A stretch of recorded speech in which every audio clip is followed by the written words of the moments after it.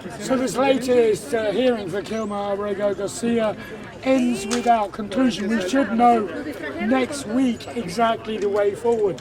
But the Trump administration continue to argue that they are invoking states' secret privilege, essentially saying their dealings with El Salvador's government are essentially beyond the realm of this court, that they are the prerogative of the executive and the State Department, even though they admit a so-called administrative error for sending Garcia to El Salvador, despite the fact there was a ruling specifically saying he could not go there. They are saying they cannot tell the judge why they cannot bring him back. The Trump administration acknowledged from the beginning that they'd made a mistake in sending him to El Salvador because it violated a judge's order that was already in place. The Supreme Court's already said, facilitate his return, bring him back.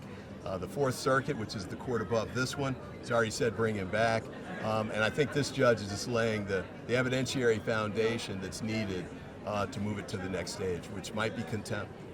Well, as you know, back in April, the Supreme Court ruled that the U.S. government had to facilitate Garcia's return, even though he languishes in an El Salvadorian notorious prison known for terrorists and drug gangs. Remember, the U.S. government accused him of being a member of MS-13, the gang, without any actual proof. Now, while they said they sent him in error on the public airwaves and elsewhere, they said he's not coming back, even though the courts have ruled that they must at least try to.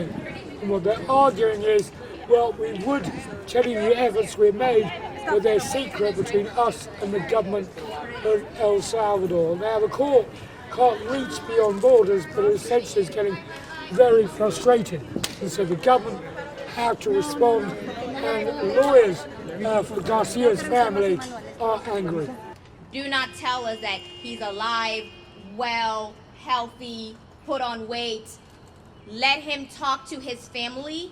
Let him talk to his lawyers. Release him from prison and bring him home. This, of course, is one of the many deportation cases taking place in the U.S. federal courts against the Trump administration's tough policies, but it's probably one of the most important because we have Garcia married to an American citizen without being convicted of any crime, deported to the country there was a court order not to him to be deported to, and the government is claiming a privilege that is usually used for spies and high-level diplomacy. Even getting rid of MS-13 so-called gang members without due process is also being challenged in several courts.